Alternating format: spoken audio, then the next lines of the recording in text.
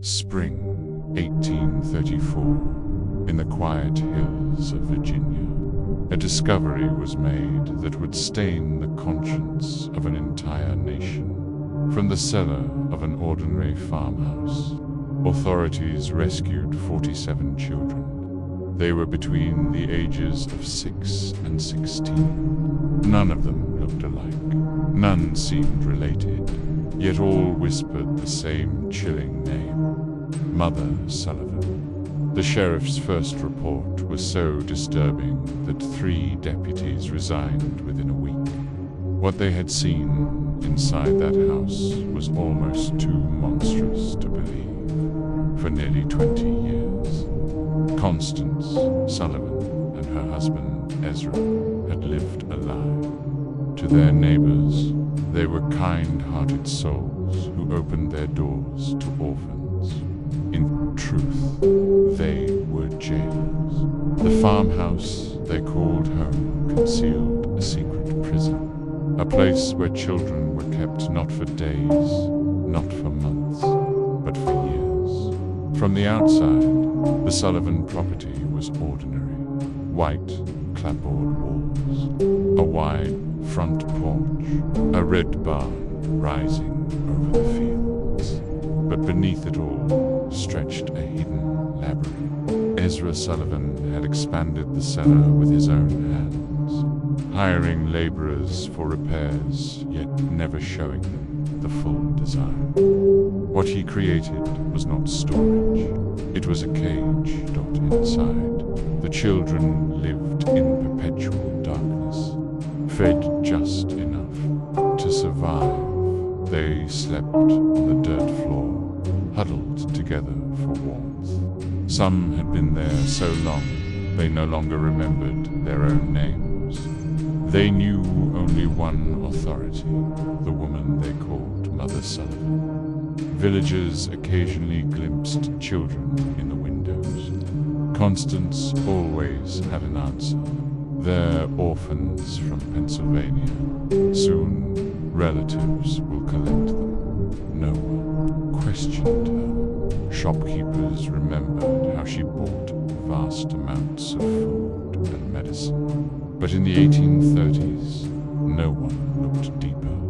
Her mask of charity was never questioned until fate forced it to crack. The winter of 1834 brought weeks of freezing storms. One night, part of the Sullivan cellar collapsed beneath the weight of snow and ice. A passerby heard faint cries echoing from the ground.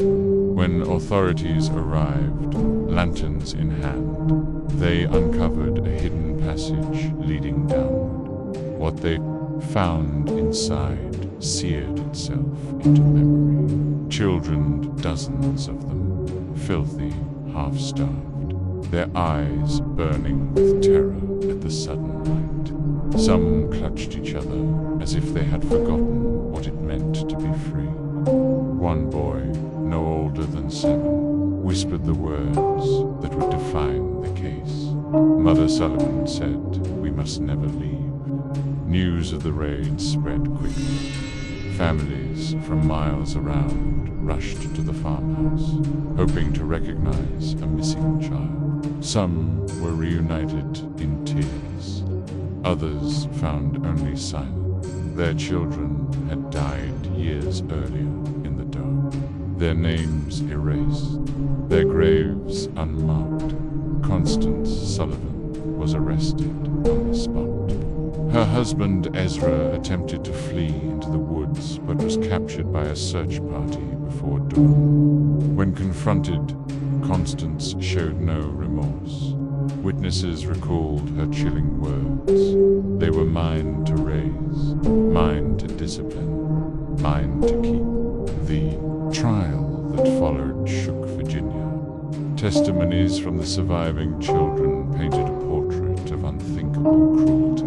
They spoke of days without food, punishments for speaking above a whisper, and the constant fear that Mother Sullivan would choose one of them for special lessons, sessions from which some children never returned. Dot. In July of 1834, Ezra was sentenced to life at hard labor. Constance Sullivan, considered the mastermind, was sentenced to death. Witnesses who attended her hanging reported that she smiled until the very end, murmuring a lullaby as the rope tightened around her neck. The surviving children were placed in homes across the state, but their lives were forever marked. Some never recovered from the years underground. Others lived in silence, their stories buried until historians pieced them together decades later. Today, the Sullivan farmhouse no longer stands. The land is quiet, but those who live nearby still speak of nights when the wind carries faint cries, as if the voices of 47 children still echo beneath the earth, calling out for a freedom they were never meant to have, undetected for over 2 decades. The answer lay in Constance Sullivan's genius for deception and her understanding of human psychology. She had created a persona that was almost perfectly designed to avoid suspicion in a rural 1830s community. The character of the charitable woman caring for orphaned children appealed to the community's Christian values while explaining away any unusual aspects of the Sullivan household. The story of traumatized children who were too frightened to interact with strangers provided a ready excuse for why the supposed orphans were never seen in public. The claim that permanent homes were being arranged with distant relatives explained why the children never seemed to leave the farm. Even more cleverly, Constance had created multiple layers of protection for her operation. The children were taught to call her mother, ensuring that if anyone ever overheard them, it would seem like a natural family relationship. The few times children had been glimpsed by outsiders, they had been carefully coached to remain silent and appear shy rather than terrified. The substantial food purchases were explained by the presence of multiple children, while the medical supplies were justified by the supposed poor health of orphaned youngsters.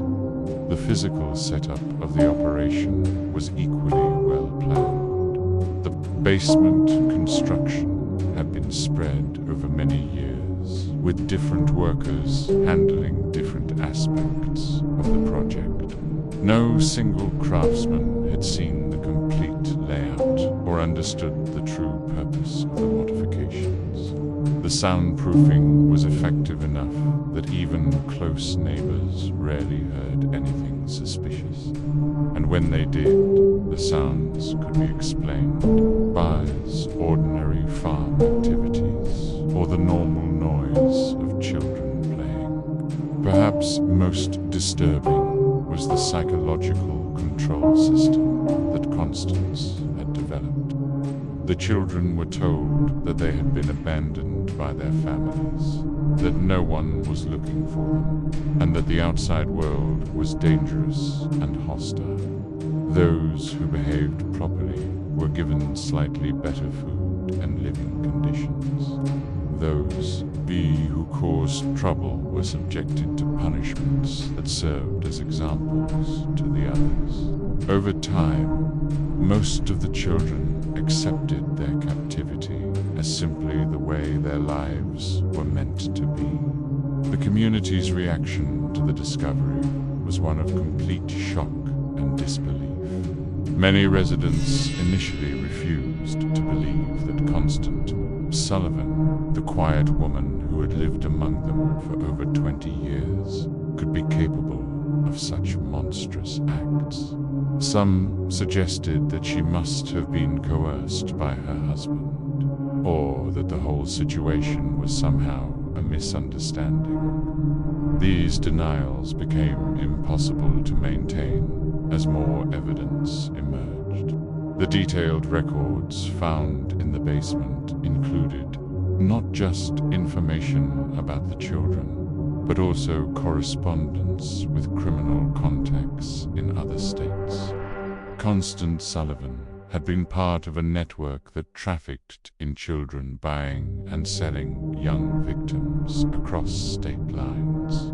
The Sullivan Farm was just one operation in a larger criminal enterprise that stretched from Pennsylvania to Georgia. As Sheriff Crawford delved deeper into the Sullivan case, disturbing patterns began to emerge that suggested the operation was far more sophisticated than initially believed. The correspondence found in the basement revealed that Constance Sullivan had been in regular contact with at least 12 other individuals across 5 states, all apparently involved in similar activities. The letters, written in a simple code that was eventually deciphered, discussed merchandise, deliveries, and quality control in language that clearly referred to human trafficking. One letter, dated just 3 months before the discovery, came from someone identified only as a Morrison in Philadelphia. Morrison wrote that he had 6 new items of varying ages and conditions that would be suitable for your requirements. The letter included detailed descriptions of the children, their approximate ages, and their physical conditions. Most disturbingly, it included notes about their temperaments, which children were compliant and which might require additional training. The financial records painted an even more horrifying picture.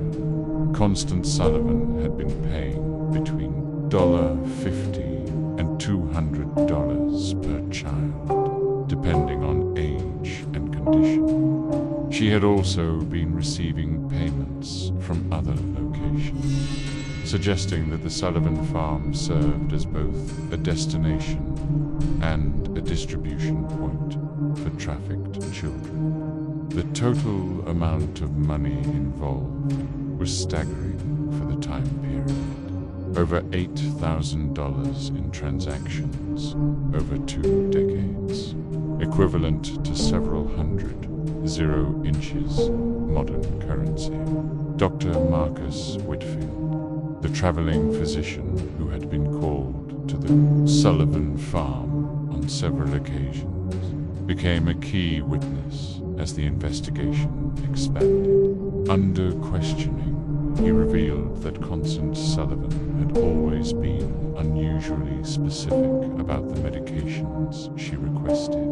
She had detailed knowledge of treating malnutrition, respiratory infections, and other conditions common in severely neglected children. She had also asked for sedatives and other drugs that could be used to control difficult prisoners. The doctor's testimony led to another chilling realization. Constance Sullivan had been systematically studying how to keep large numbers of children alive under conditions of extreme deprivation. The medical supplies she purchased, the questions she asked, even the layout of the basement. Everything was designed to maximize the survival rate of her prisoners while minimizing the resources required to maintain them. Local businessman Thomas Henderson provided additional pieces of the puzzle. A review of his sales record showed that Constance Sullivan had been purchasing increasing quantities of basic supplies over the years, what appeared to be the growing needs of a charitable household. Tell you how to woes actually evidence of an expanding criminal operation. Henderson also remembered specific requests for items that seemed unusual at the time.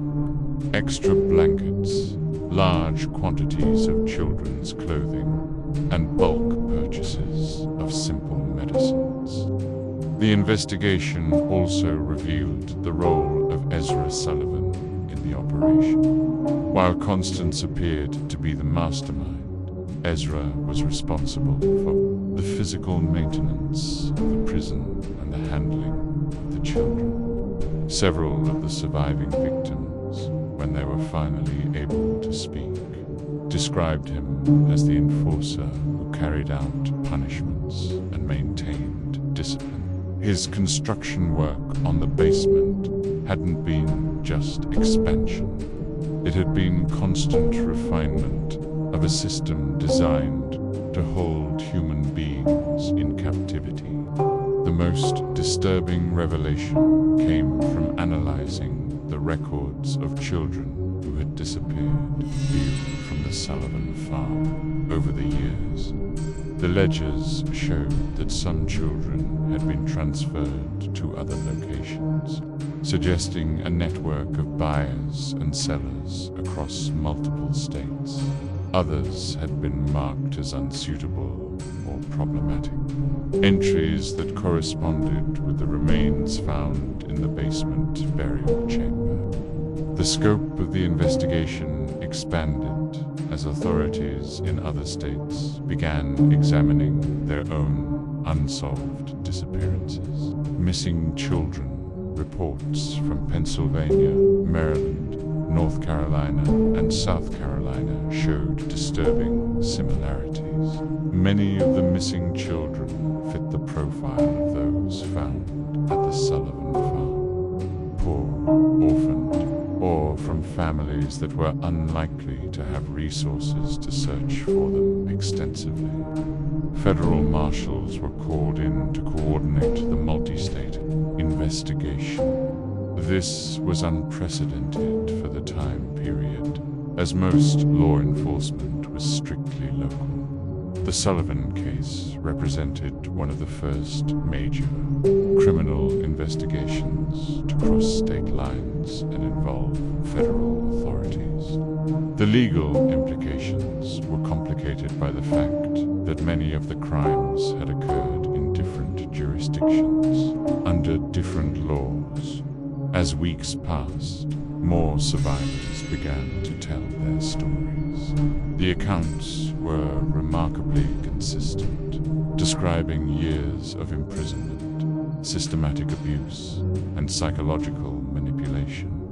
The children described how new arrivals were broken in, subjected to isolation, punishment, and indoctrination until they accepted their fate. They spoke of a complex hierarchy among the prisoners, with older children given minor privileges in exchange for helping to control younger ones. The survivors also revealed the extent of Constant Sullivan's psychological manipulation. She had convinced many of the children that they were worthless, that their families had sold them or abandoned them, and that they deserved their treatment. Some of the older children, who had been imprisoned for years, initially resisted rescue efforts because they had been conditioned to believe that the outside world was even more dangerous than their captivity. The investigation uncovered evidence of Sullivan's methods for acquiring victims. She had developed relationships with corrupt officials at poorhouses and orphanages who would provide children in exchange for payments. She had also cultivated contacts among criminal elements in major cities who could identify vulnerable children, runaways, street orphans, and others who wouldn't be missed immediately. Perhaps most chillingly, the records showed that the Sullivan operation had been expanding in recent years.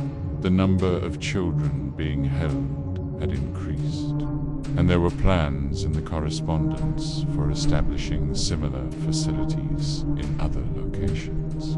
The discovery at the Sullivan farm had apparently interrupted a criminal enterprise that was on the verge of becoming a much larger operation. The breakthrough that would lead to the complete exposure of the Sullivan network came from an unexpected source. Among the surviving children was a girl named Rebecca, approximately 14 years old, who had been held longer than any of the others.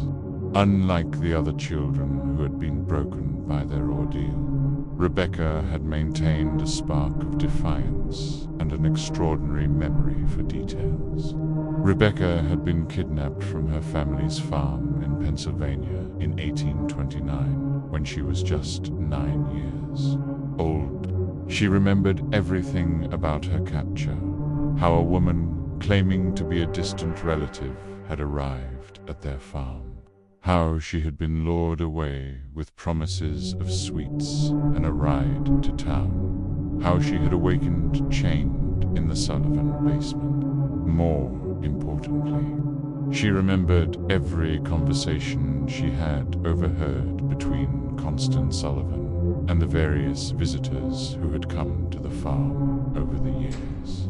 Rebecca's testimony revealed that the Sullivan operation was just one part of a much larger network. She had heard Constance discussing other farms, other locations where children were being held.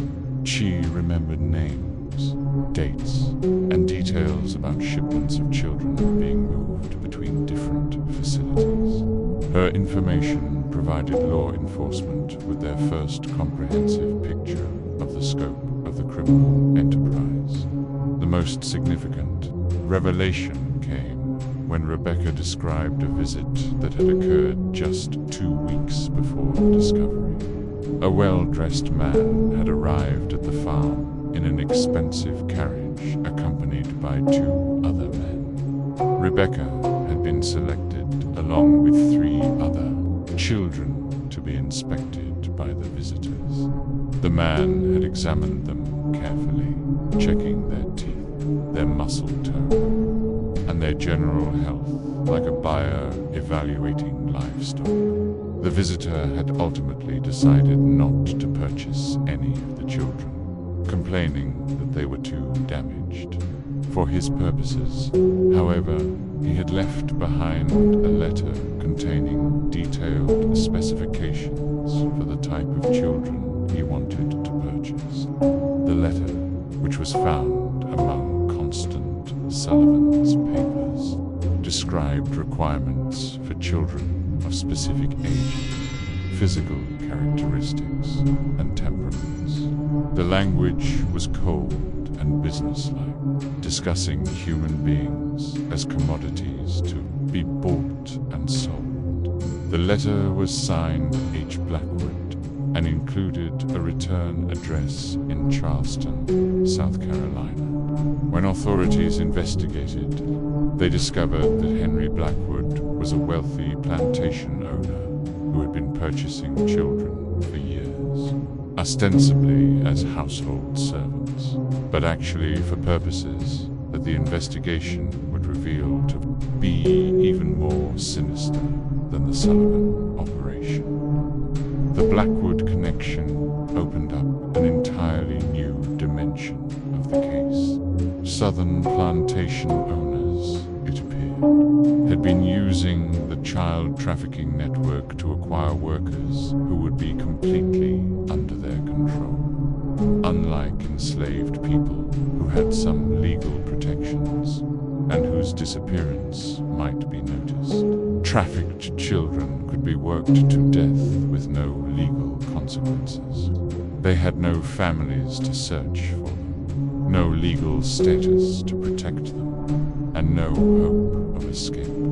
The investigation of the Blackwood connection revealed that several other prominent Southern families had been involved in similar purchases. The children were being used not just as laborers, but as subjects for medical experiments, as targets for violent entertainment, and for purposes that the investigators found too disturbing to document fully in their official reports.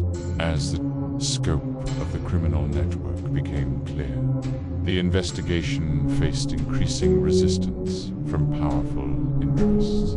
Several of the families involved in purchasing children had significant political connections and substantial resources to protect themselves. Threats began to be made against investigators, witnesses, and even the surviving children. Sheriff Crawford received anonymous letters warning him to drop the investigation. Deputy Webb was attacked by unknown assailants while walking home from work. Dr. Whitfield found his medical practice suddenly boycotted by several prominent patients. The pressure was clearly designed to intimidate law enforcement and prevent the full extent of the network from being exposed. The situation became even more dangerous when one of the surviving children, a boy named Timothy, who had been providing crucial testimony, disappeared from the temporary shelter where he was being housed. A search was conducted, but Timothy was never found. The message was clear. Those who cooperated with the investigation would face severe consequences. Despite the intimidation, the investigation continued. Federal marshals provided additional security for key witnesses and investigators. The surviving children were moved to more secure locations, and armed guards were posted at the Sullivan farm to protect the physical evidence. The case had become a test of whether the American legal system could function when confronted with crimes involving wealthy and powerful perpetrators. The pressure reached its peak when Constance Sullivan herself was found dead in her jail cell. The official cause of death was listed as suicide, but the circumstances were suspicious. Sullivan had been scheduled to testify about the full extent of the criminal network, including the names of all her contacts and customers.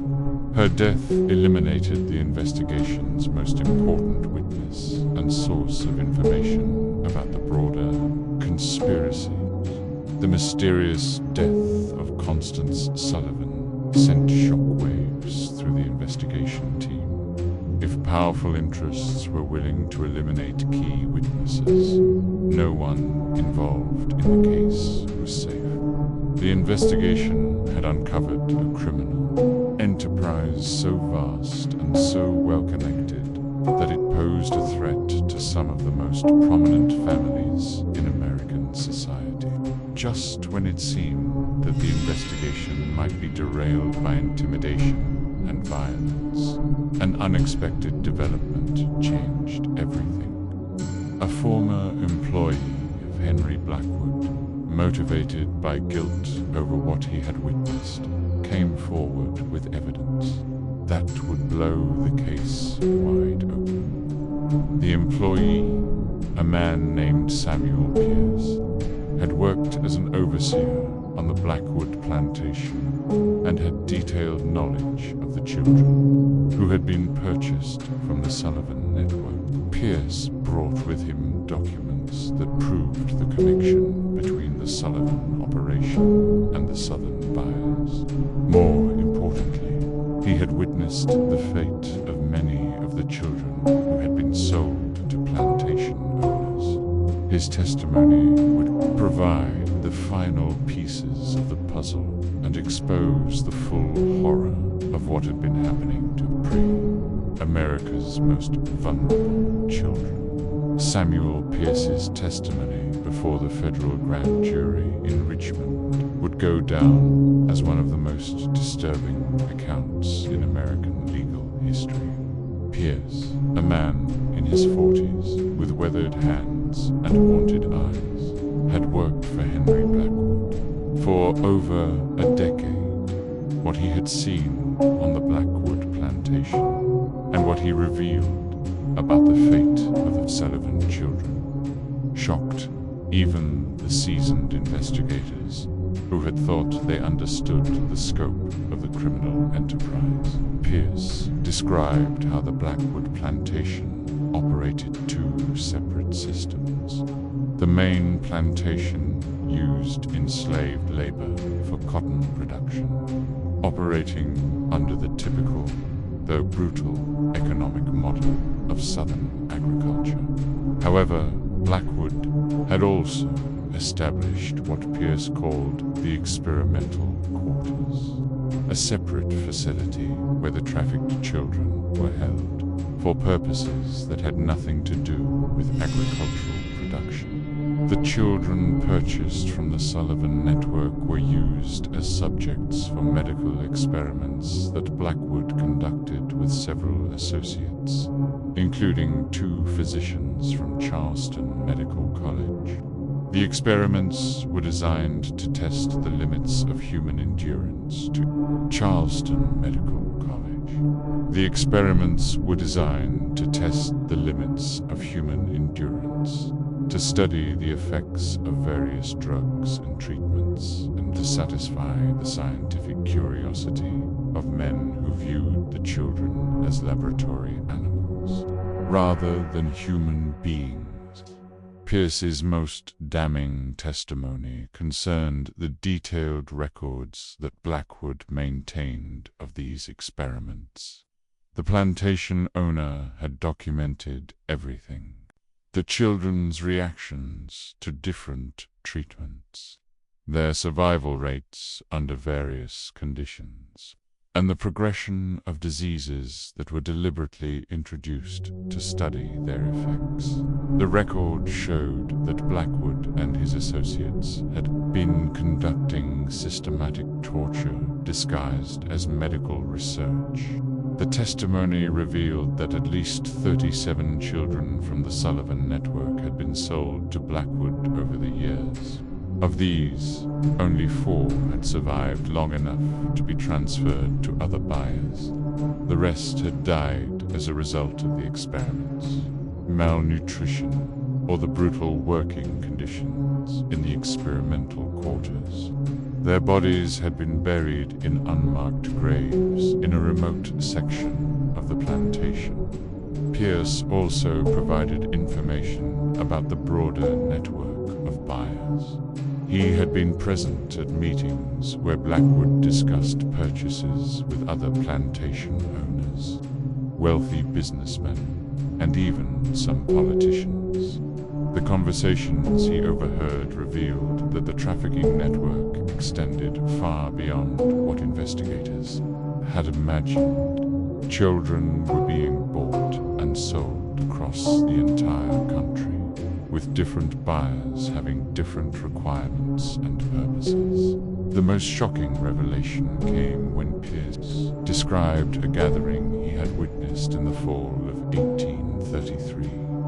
Blackwood had hosted what he called a demonstration for potential buyers from across the South. The event was designed to showcase the quality, mind of the children available through the network, and to demonstrate the various uses to which they could be put. Pierce's description of this gathering was so disturbing that several members of the grand jury had to leave the room. The demonstration had included displays of the children's ability to perform various types of work, their responses to different forms of punishment and control, and their suitability for different types of exploitation. The buyers had been encouraged to examine the children closely, to test their reactions, and to place orders for specific types of victims. The entire event had been conducted with the casual, businesslike atmosphere of a livestock auction. Pierce's testimony also revealed the financial scope of the network. The prices paid for children varied dramatically based on their age, physical condition, and intended use. Younger children who could be more easily controlled and conditioned commanded higher prices. Children with specific physical characteristics or abilities were sold at premium rates. The total amount of money involved in the network was estimated to be in the hundreds of thousands of dollars, a fortune for the time period. The investigation team used PIC's information to coordinate raids on multiple locations across the South. Federal marshals working with local law enforcement simultaneously struck at plantations, warehouses, and other facilities where trafficked children were being held. The raids were conducted in secrecy to prevent the destruction of evidence and the escape of key perpetrators. The results of the coordinated raids were staggering. Over 100 additional children were rescued from various locations. Physical evidence was seized that documented the full extent of the trafficking network, including financial records, correspondence, and detailed logs of purchases and sales. Several prominent individuals were arrested, including Henry Blackwood, 2 physicians from Charleston Medical College, and a state legislator from Georgia, who had been one of the network's best customers. The evidence seized during the raids painted a picture of systematic evil that shocked the nation. The trafficking network had been operating for over 30 years, had involved dozens of major buyers and sellers, and had victimized hundreds of children. The level of organization and sophistication was unprecedented for any criminal enterprise of the time period. The medical experiments conducted by Blackwood and his associates were documented in horrifying detail. The record showed that the experimenters had deliberately infected children with diseases to study their progression, had tested various poisons and toxins, and had conducted surgical procedures without anesthesia or proper medical training. The children had been treated as disposable research subjects, their lives valued only for the scientific knowledge that could be extracted from their suffering. The investigation also revealed the corruption that had made the network possible. Officials at orphanages,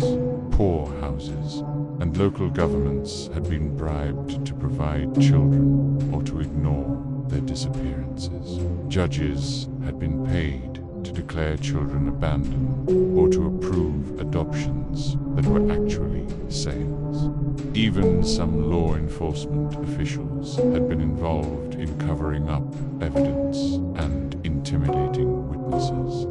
The legal proceedings that followed would drag on for years as prosecutors struggled to bring justice to victims of crimes that had occurred across multiple states and jurisdictions. The complexity of the case, combined with the wealth and political connections of many of the defendants, made prosecution extremely difficult. Several key defendants escaped conviction on technical grounds or through the influence of powerful allies. However, the public exposure of the trafficking network had profound effects that extended far beyond the legal proceedings. The Sullivan case became a catalyst for the first federal legislation addressing child trafficking and abuse. It led to reforms in the oversight of orphanages and poorhouses, and to the establishment of new legal protections for vulnerable children. The final resolution of the Sullivan case would take nearly 5 years to complete, but its impact on American society was immediate and profound. The public reaction to the revelations was one of horrified fascination mixed with a determination to prevent such atrocities from happening again. Newspapers across the country covered the story in unprecedented detail, with many publications dedicating entire issues to the investigation's findings. The surviving children faced a long and difficult path to recovery. Most had been held for years and had no memory of life before their captivity.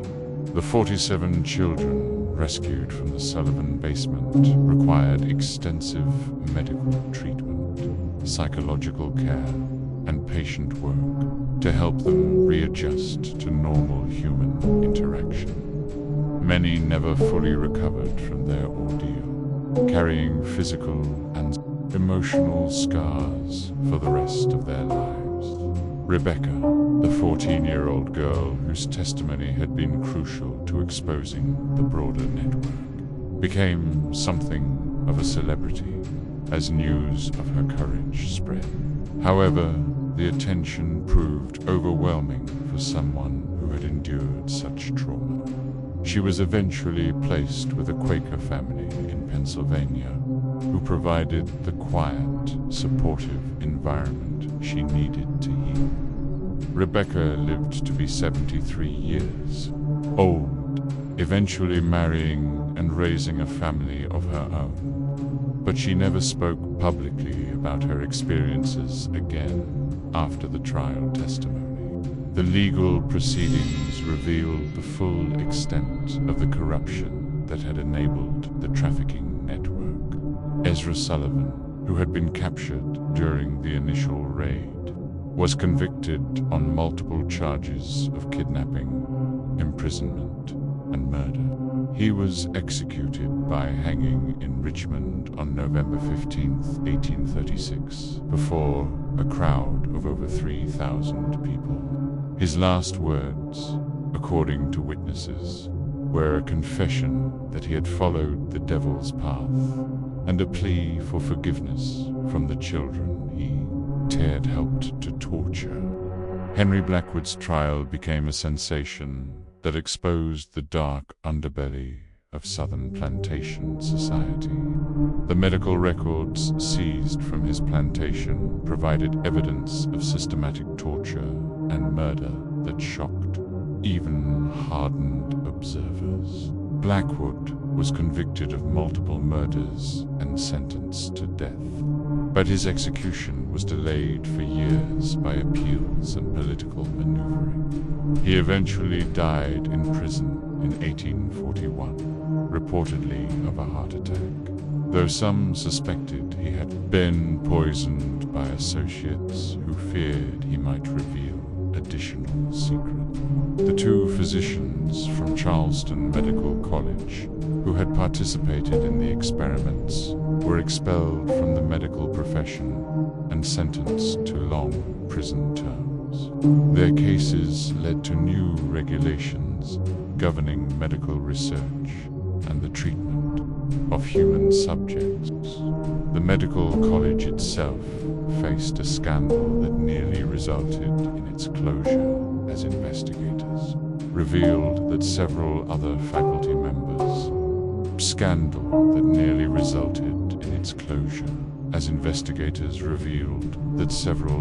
faculty members had knowledge of the illegal experiments, but had failed to report them. The investigation's most frustrating aspect was the number of powerful individuals who escaped justice despite clear evidence of their involvement. Several wealthy plantation owners fled to Europe before they could be arrested. Others used their political connections to avoid prosecution or to receive minimal sentences that didn't reflect the severity of their crimes. A state legislator from Georgia, who had been one of the network's major customers, was censured by his legislature, but never faced criminal charges. The financial investigation revealed that the trafficking network had generated enormous profits for its organizers.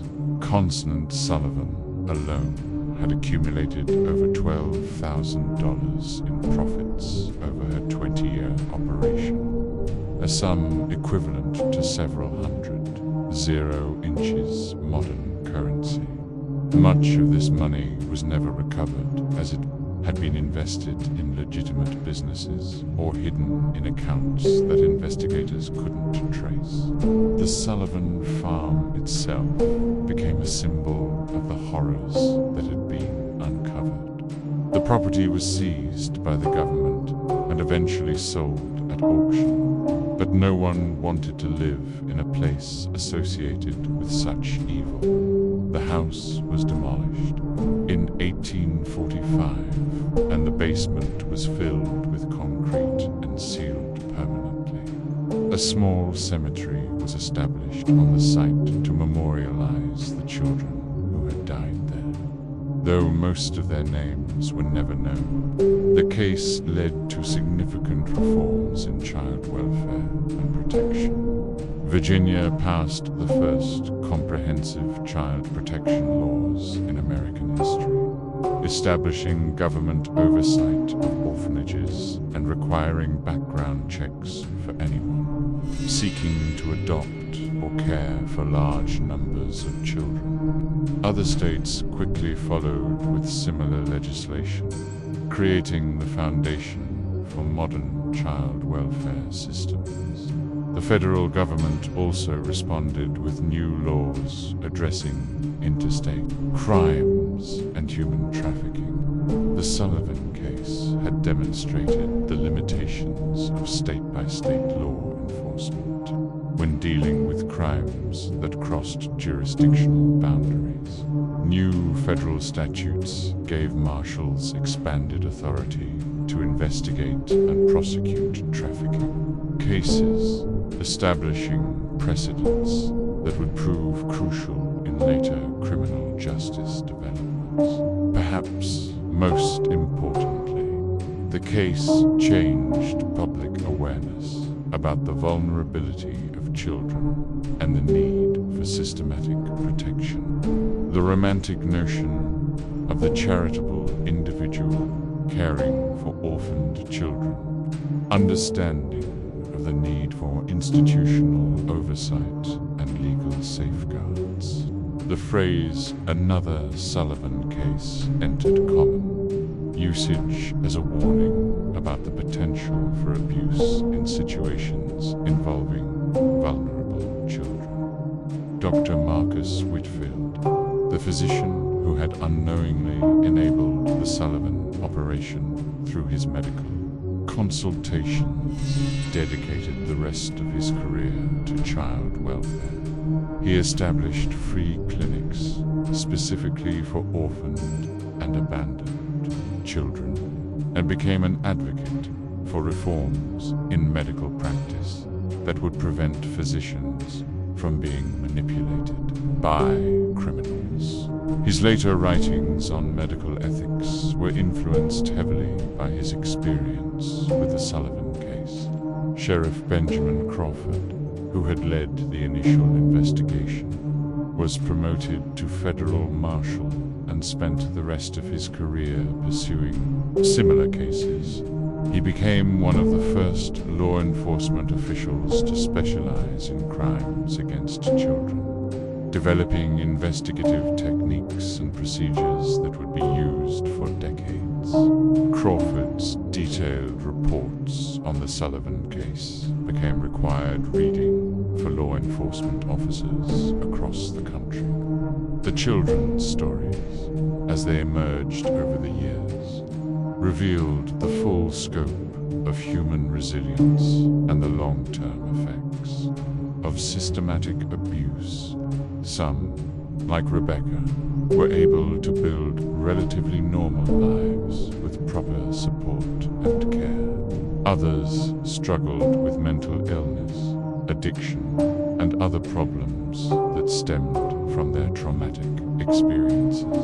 A few never recovered at all, dying young from complications related to their years of imprisonment and abuse. The network's correspondence, which had been preserved as evidence, provided investigators with information that led to additional cases for years after the initial discovery. Letters found in the Sullivan basement contained references to other operations, other victims, and other perpetrators. Some of these leads resulted in successful prosecutions, while others led to dead ends or situations where too much time had passed to gather sufficient evidence. One of the most haunting aspects of the case was the realization that the Sullivan operation had been just one part of a much larger system of exploitation that had existed largely undetected for decades. The investigation revealed that similar networks had operated in other parts of the country, that children had been bought and sold like commodities throughout American history, and that the legal and social systems had been inadequate to protect the most vulnerable members of society. The case also highlighted the role of community responsibility in preventing such atrocities. The residents of Millbrook, who had lived for 20 years next to one of the most horrific crime scenes in American history, struggled with guilt and self-examination. How had they failed to see what was happening? What signs had they missed or ignored? Could they have prevented the suffering if they had been more vigilant or suspicious? These questions led to broader discussions about the obligation of communities to watch out for their most vulnerable members. The Sullivan case became a cautionary tale about the dangers of accepting explanations without investigation, of respecting privacy when that respect enabled abuse, and of assuming that respectable appearances guaranteed moral behavior. The legacy of the Sullivan case extended far beyond the immediate legal and social reforms it inspired. The detailed documentation of the investigation, including the correspondence, financial records, and testimony, became an invaluable resource for understanding the history of crime and exploitation in America. Historians, criminologists, and social reformers would study the case for generations, using it to understand how systematic evil could flourish in apparently normal communities. In the end, the Sullivan family's reign of terror was brought to an end, not by sophisticated police work or advanced investigative techniques, but by the simple courage of ordinary people who refused to ignore obvious signs of trouble. William Hutchinson's decision to report what he had heard, Sheriff Crawford's willingness to take community concerns seriously, and Rebecca's determination to testify despite her trauma. These individual acts of moral courage were what ultimately exposed one of the most horrific criminal enterprises in American history. The basement where 47 children were found chained has been sealed for over a century, but the echoes of their suffering continue to remind us of the importance of vigilance, courage, and compassion in protecting those who cannot protect themselves. The Sullivan case stands as both a testament to human evil and a reminder of the power of individual conscience. To overcome even the most entrenched systems of exploitation and abuse. If this story has given you chills, you understand why these dark chapters of American history must never be forgotten. Just when we thought we'd seen it all, the horror in places like the Sullivan farm intensifies our understanding of how evil can hide behind respectable facades. If this story is giving you chills, share this video with a friend who loves dark mysteries. Hit that like button to support our content. And don't forget to subscribe to never miss stories like this. Let's discover together what other secrets lie buried in America's past. This mystery shows us that evil often wears the mask of respectability, and that the most horrific crimes can be committed by those who appear most normal to their communities. What do you think of this story? Do you believe everything was revealed, or are there still secrets buried in the Virginia hills? Leave your comment below. If you enjoyed this tale and want more horror stories like this, subscribe, hit the notification bell, and share with someone who loves mysteries. The darkness of American history has many more secrets to reveal, and we'll be here to uncover them all. See you in the next video.